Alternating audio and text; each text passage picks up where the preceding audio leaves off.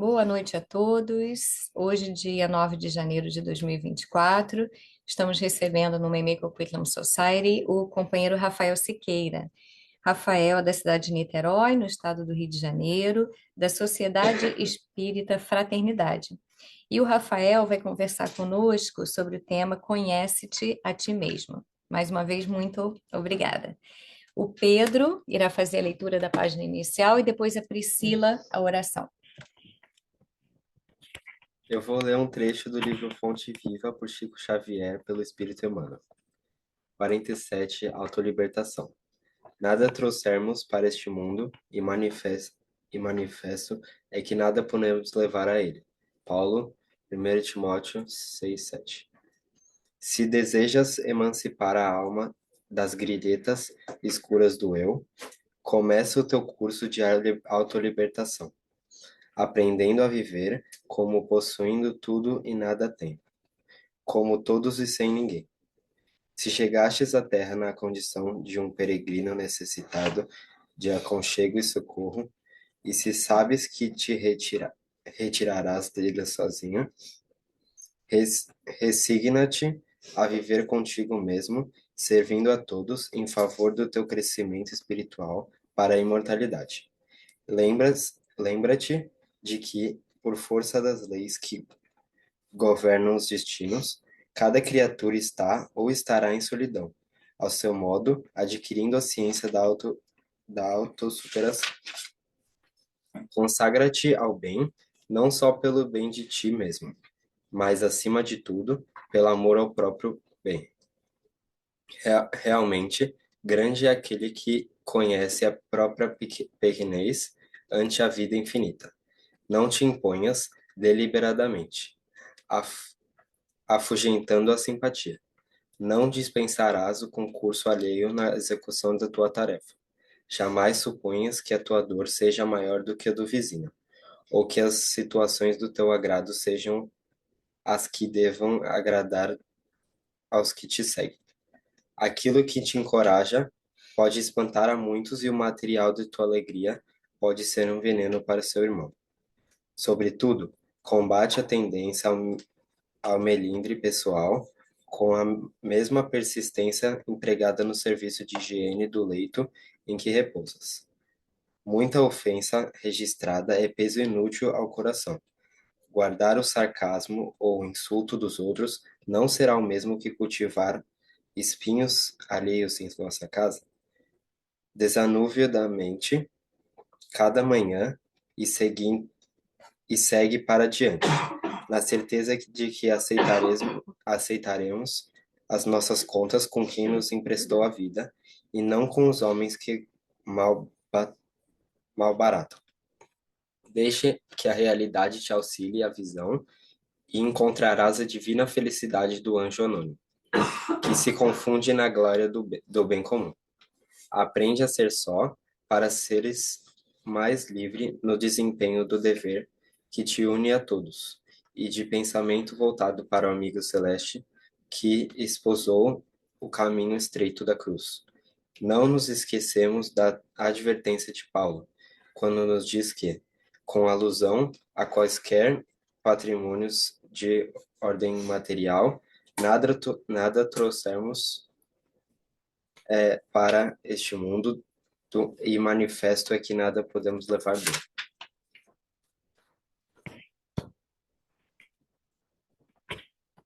Obrigada, Pedro. Então, nesse momento, vamos respirar fundo. Agradeço a espiritualidade amiga por mais um dia, por mais uma oportunidade de estarmos juntos.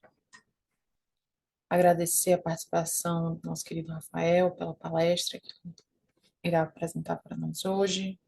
Que a espiritualidade amiga o ilumine e nos ajude a compreender ao máximo possível as mensagens que o Rafael passará para nós.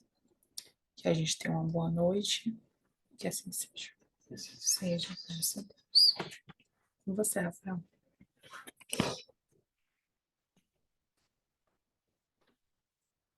Meus queridos amigos, minhas queridas amigas, votos de paz, de bem. Eu peço a Jesus que nos guarde e que nos inspire na noite de hoje. Quero dizer da minha satisfação em poder estar esses momentos com vocês. Pedir desculpas, porque da última vez fui traído pelo horário, mas hoje eu estou aqui a postos. Como a companheira me recomendou, a base do café, porque aqui no Brasil já são meia-noite, mas muito feliz por poder renovar esses laços de amizade, de fraternidade, pedindo aos benfeitores espirituais e principalmente a Jesus que possam guardar todos vocês, os manter com bastante esperança, com bastante força e entusiasmados no ideal do bem. Hoje nos foi proposto conversar sobre um tema que é de muita importância nos dias da atualidade. Conhece-te a ti mesmo. E eu quero começar a nossa fala relembrando uma história do Oriente, mas que tem tudo a ver com a nossa mensagem da noite. Ele era um lenhador, muito simples, vivia uma vida muito modesta, tinha dificuldade em criar seus filhos, em poder pagar as despesas todo final de mês, quando um dia um anjo se aproximou dele e disse: olha, tem uma floresta na sua frente. Entra na floresta. E ele entrar na floresta, achando tratar-se de uma floresta física, que de fato beirava a sua casa, ele entrou. E caminhando alguns passos dentro da floresta, ele se deu conta que no interior da floresta haviam árvores de alto valor monetário, que ele poderia explorar, que ele poderia vender aquelas árvores, aquela madeira, e assim foi feito. Começou a extrair aquela madeira e a vender. Pouco tempo depois, ele já não era mais um lenhador simples, já não passava mais as dificuldades do cotidiano. O que era a sua escassez passou agora a ser até a sobra, porque o dinheiro não faltava mais. Um dia, ele viu o anjo aproximar-se uma vez mais e lhe dizer: entra na floresta. E ele: mas eu já entrei na floresta. Que floresta é essa a que o anjo se reporta? E ele, achando tratar-se de uma floresta física, adentrou mais um pouco na floresta. Quando deu-se conta de um grande rio, onde pôde explorar ouro e ficou ainda mais rico. Já não era mais aquele homem simples, porque agora tinha muito dinheiro. Tornou-se um empresário e a sua vida mudou significativamente, porque agora precisava andar num carro importado, tinha medo de ser roubado, tinha os mais variados pavores que atormentam a sociedade atual. Deu-se conta que, por privilegiar muitos valores monetários, havia se excusado da criação dos seus filhos. Não havia amado eles da forma como deveria ser, de forma que eles foram criando à margem do carinho paterno, do carinho materno. Um se envolveu com drogas, outro acabou se perdendo pelos caminhos do mundo, e ele começou a pensar: eu era um simples lenhador. E escutei o anjo pela primeira vez me pedindo entrar na floresta, e eu entrei. E o que era o meu problema monetário se resolveu. Escutei o anjo falar comigo pela segunda vez para que eu entrasse na floresta, e eu entrei, fiquei ainda mais rico, porque achei um veio aurífero num rio. Mas hoje tenho tanto dinheiro, tenho tantas posses, tenho muitos empregados, mas não tenho a mim mesmo, porque sou uma pessoa triste. Onde eu vou, preciso de seguranças. Os meus filhos, um envolveu-se com drogas, outro não quer saber de mim mais. Na cabeça dele, eu poderia até morrer para que ele ficasse com a herança. Quando ele se deu conta, o anjo aproximou-se uma vez mais e disse: meu filho, entra na floresta. E pela primeira vez, ele que já estava pavimentado pela dor, pela dificuldade, entendeu que não era uma floresta orgânica, uma floresta natural que o anjo pedira que ele entrasse, mas era na floresta da própria intimidade, nos pantanais da própria alma. Ele então se deu conta de que deveria mergulhar dentro de si próprio e conhecer-te, fazer um exercício autorreflexivo. Quem eu sou? De onde eu vim? Para onde eu vou? Qual o sentido da minha vida? Por que eu estou aqui agora passando por esse processo de angústia, de tristeza? E começou a fazer aquele périplo pela floresta da própria alma e se deu conta. Era um homem muito rígido, muito autoritário, alguém que não dava o devido valor à família e que não tinha aprendido na escassez material a tornar-se uma pessoa nobre pelos valores do espírito. Quando se deu conta, ganhou muito dinheiro, mas o dinheiro não permitiu que ele ganhasse a si mesmo. E agora era preciso refazer caminhos, reconstruir a família, reconquistar o afeto dos filhos e tornar-se uma pessoa melhor. Falar então de autoconhecimento, dessa frase que é estampada no oráculo de Delfos, é um processo para que nós possamos ser felizes, angariar a paz e seguir em frente. Quando abrimos o livro dos Espíritos, eu faço questão de sempre trazer comigo, em a questão 919, a pergunta que Kardec faz aos imortais: qual o meio prático mais eficaz de progredir nessa vida e de resistir ao mal?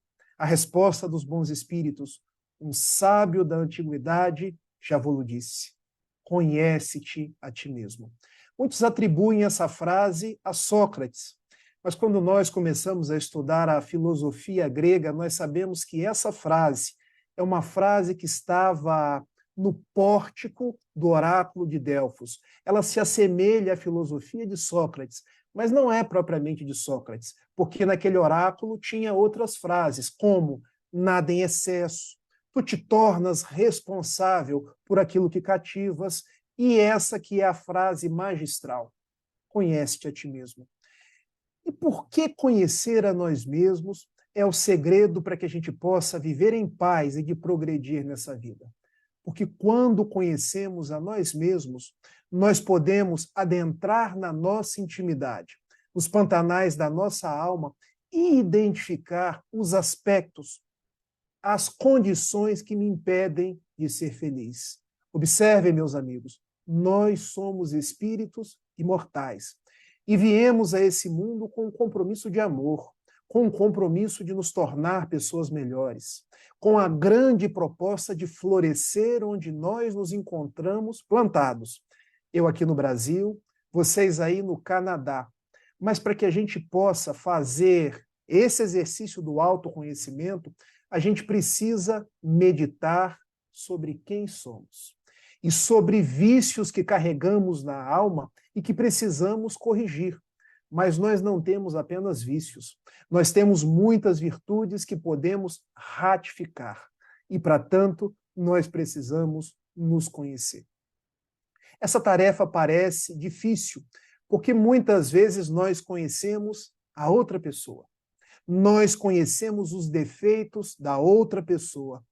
Poucas vezes nós miramos para nós mesmos, para nossa intimidade. Como então fazer esse exercício de reflexão?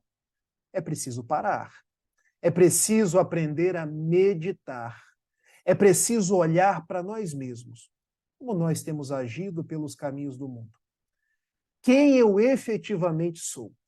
Eu vou trazer algumas propostas para vocês, para que a gente possa, nesses 30 minutos, refletir um pouco.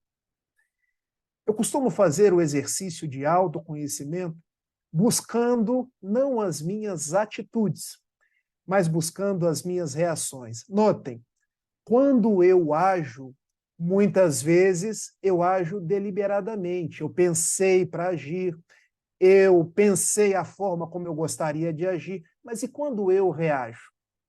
Quando eu reajo, muitas vezes eu sou tomado de sopetão, tomo uma atitude irascível, uma atitude de ódio, uma atitude que às vezes eu nem mesmo conheço que eu era daquela forma.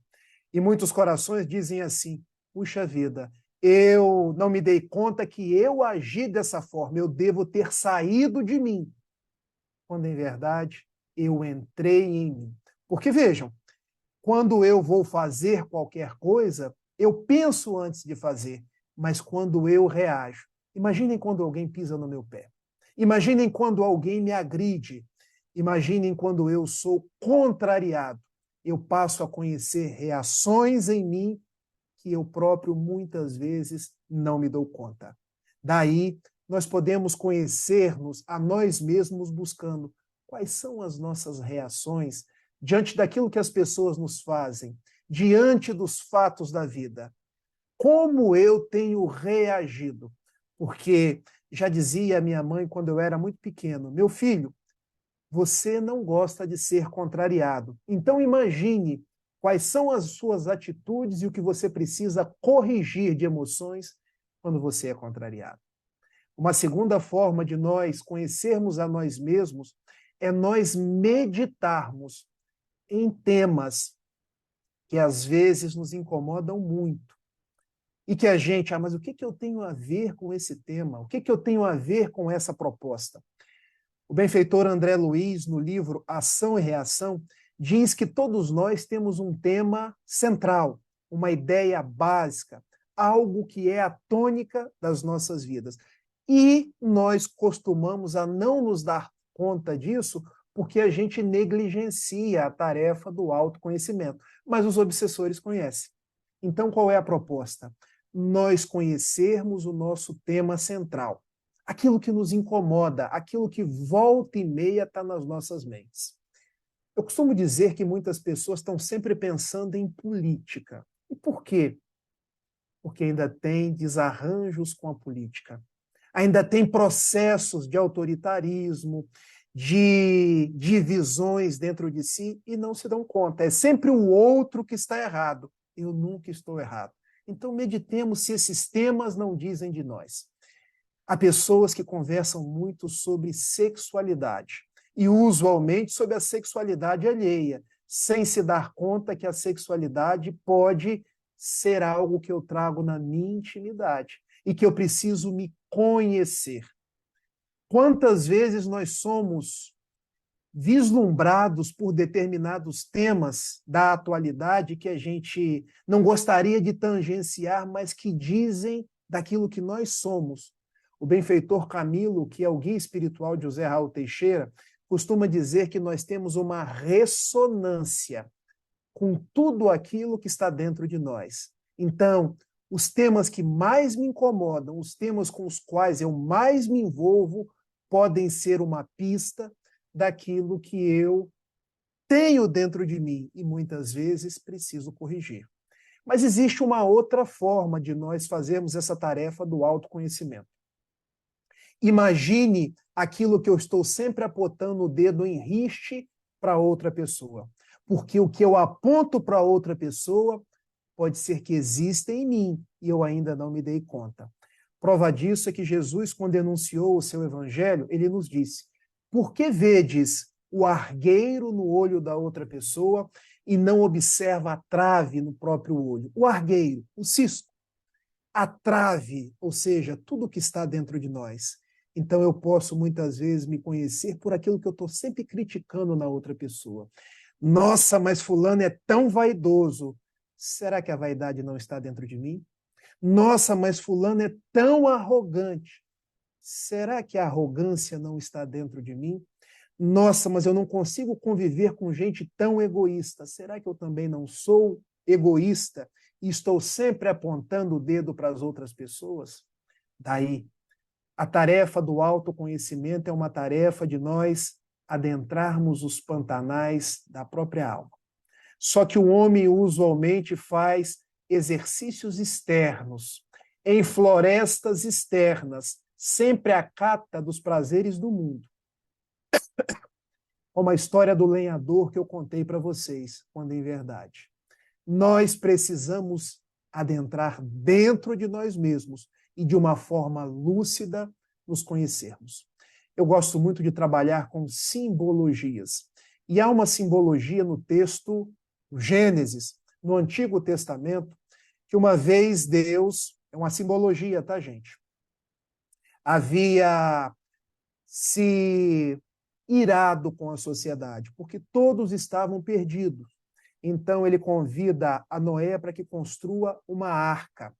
E nessa arca teriam 3 andares. Um primeiro andar estariam um casal de bestas feras.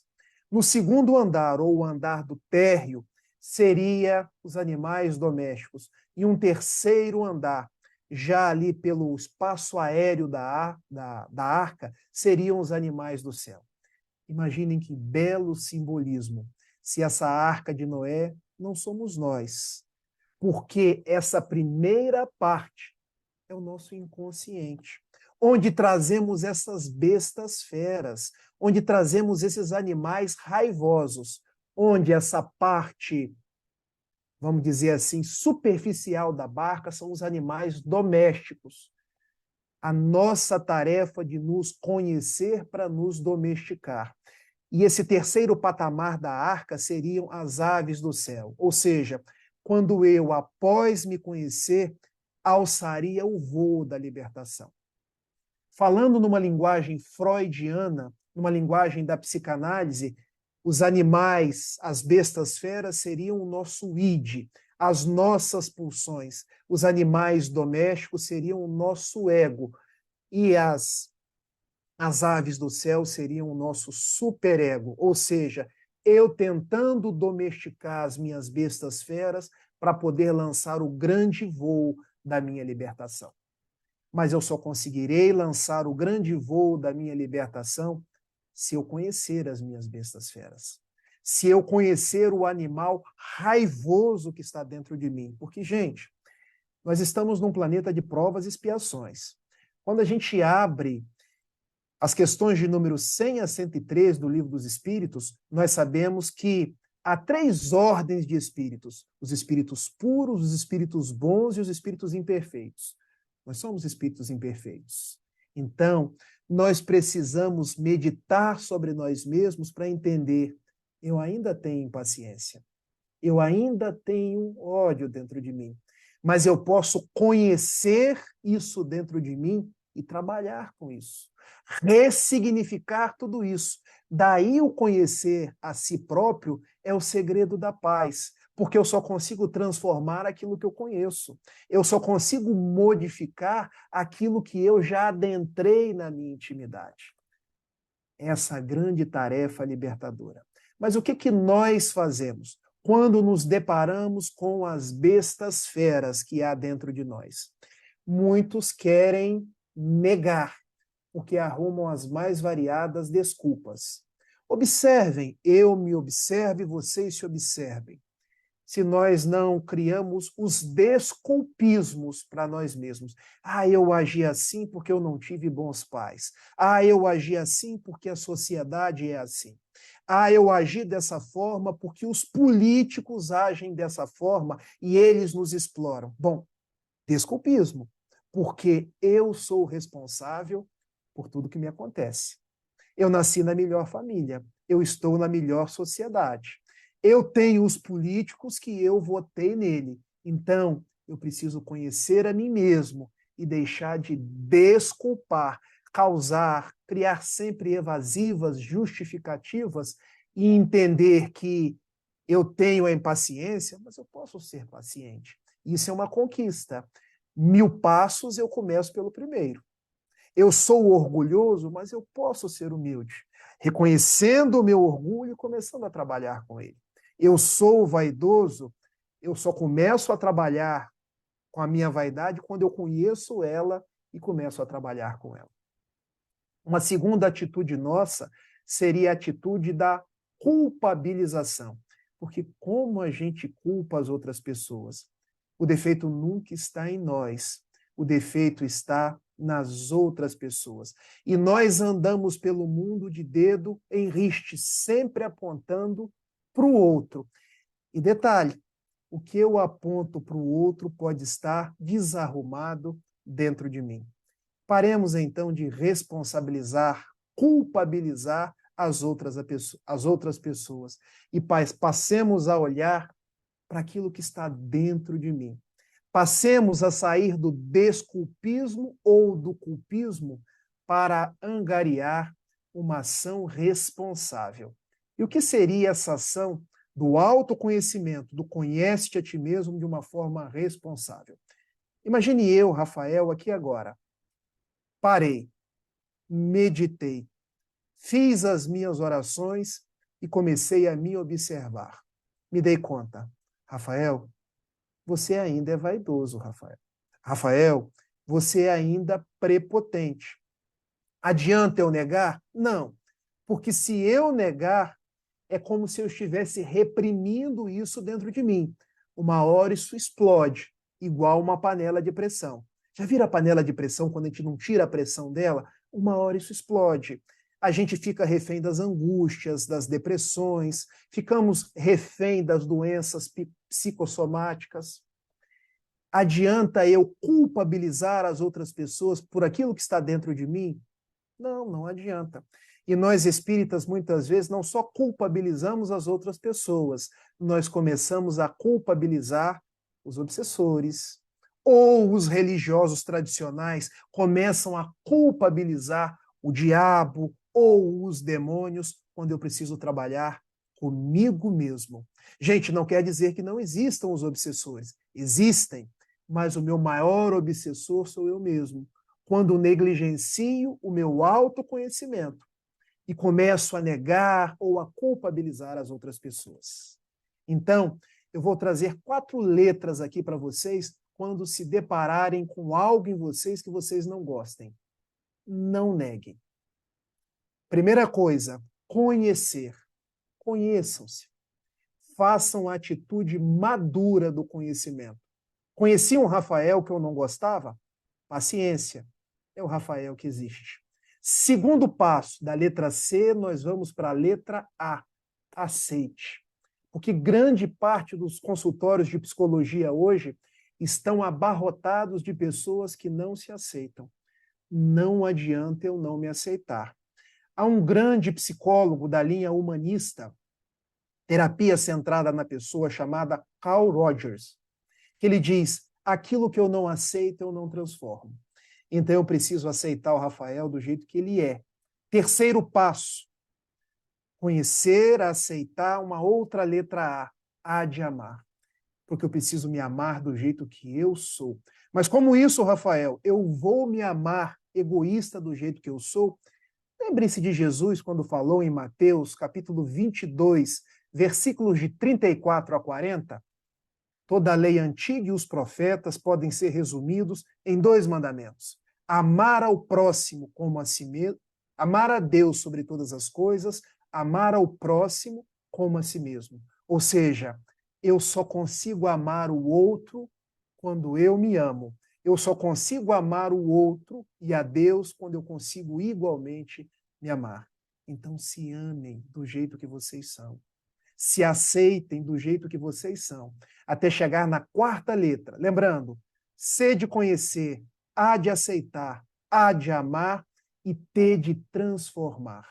Porque depois que eu conheço, aceito, amo, eu posso transformar.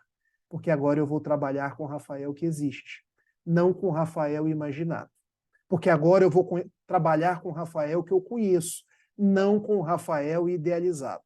Diz o mesmo Carl Rogers, da terapia centrada na pessoa, que grande parte dos conflitos é: eu idealizo um Rafael que não existe e deixo de trabalhar com o Rafael real, com o eu real, sempre na busca do eu ideal. E por não conhecer o eu real, eu não fico nem o eu ideal e acostumo a adoecer. Então, conhecer esse eu real, aceitá-lo, para poder transformar. Essa tarefa do autoconhecimento. Essa tarefa libertadora a que o Espiritismo nos chama.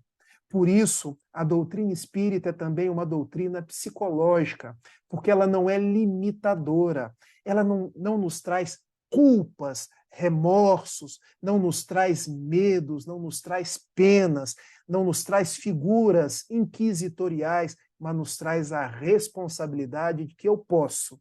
Se eu hoje sou egoísta, aceito, mas me transformo. Se eu hoje sou orgulhoso, aceito e vou elaborando os passos para poder me transformar. Tanto isso é verdade que quando Kardec escreveu a Revista Espírita, ele deu o nome de Jornal de Estudos Psicológicos.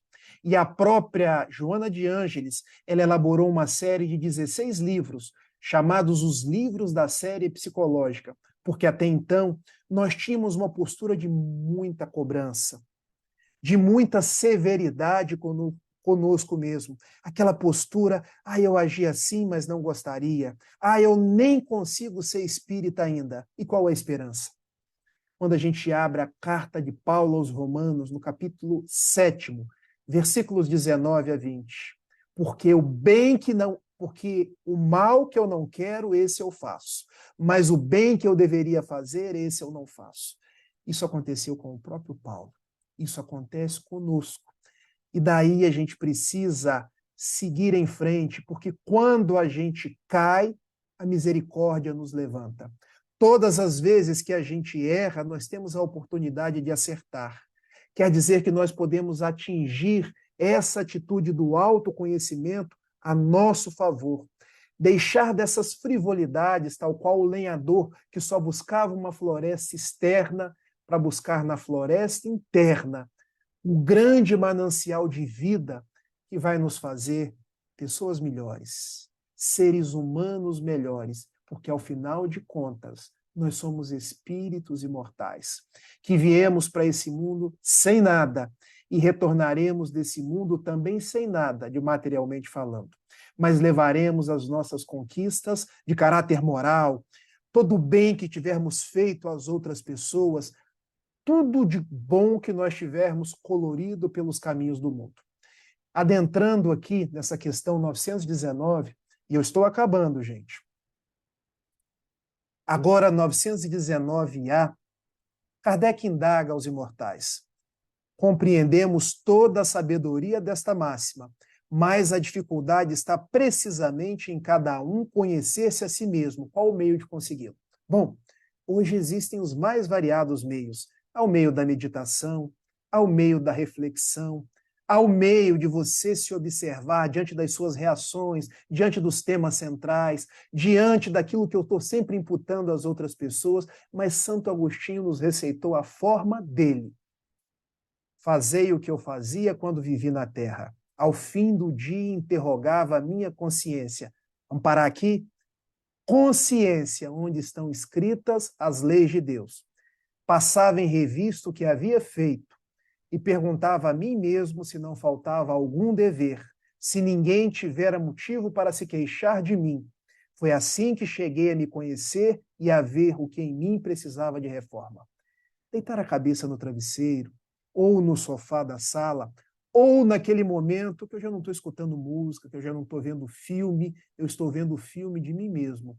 Porque hoje nós estamos tão ligados externamente que a gente não consegue fazer o grande exercício da presença, que dentro da terapia cognitivo-comportamental a gente chama de mindfulness, ser presente, me observar, deitar a cabeça no travesseiro e pensar, ontem passou, amanhã ainda não chegou, eu agora vou meditar em mim mesmo e passar em revista o meu dia.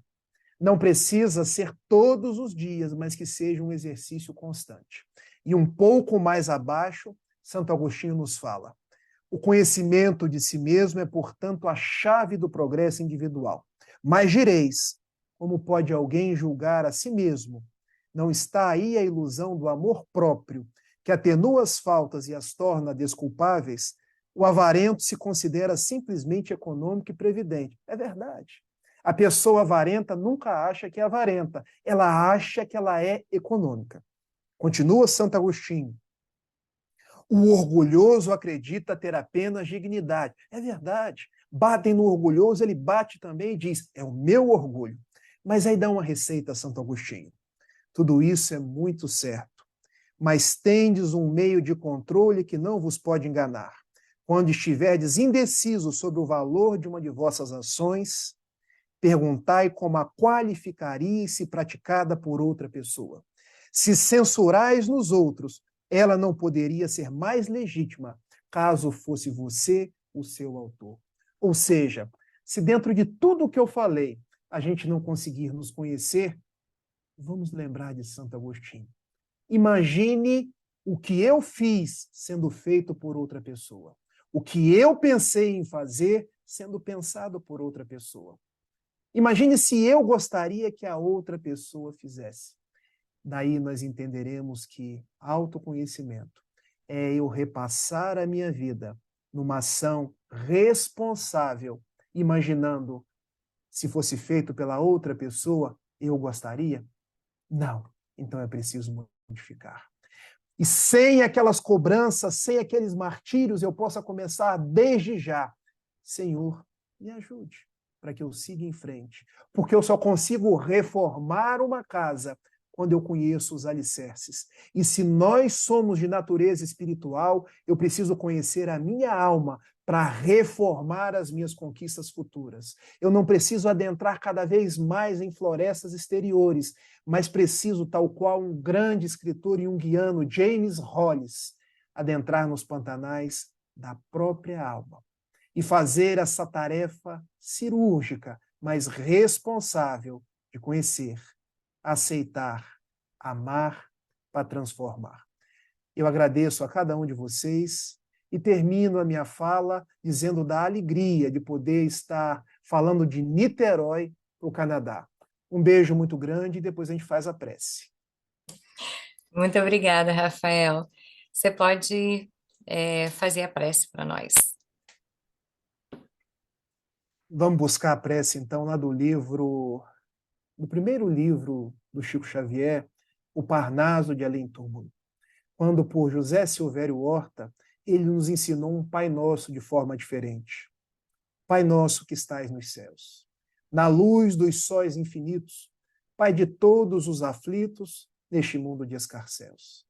Santificado, Senhor, seja o teu nome sublime, que em todo o universo exprime concórdia, ternura, amor. Venha ao nosso coração o teu reino de bondade, de paz e de claridade na estrada da redenção. Cumpra-se o teu mandamento que não vacile nem erra, no céu como em toda a terra, ainda de lutas e de sofrimento. Evita-nos todo mal e dá-nos o pão do caminho, feito com a luz e com o carinho do pão espiritual. Perdoa-nos, meu Senhor, os débitos tenebrosos de passados escabrosos de iniquidade e de dor. Auxilia-nos também nos sentimentos cristãos a amar os nossos irmãos que permanecem longe do bem. Com a proteção de Jesus, livra nossa alma do erro neste mundo de desterro, distante da vossa luz. E que a vossa ideal igreja seja, quando fizermos o autoconhecimento, para poder nos modificarmos e mesmo carregando a nossa cruz, não nos percamos jamais da sua luz, nosso meigo e mestre Jesus. Que assim seja.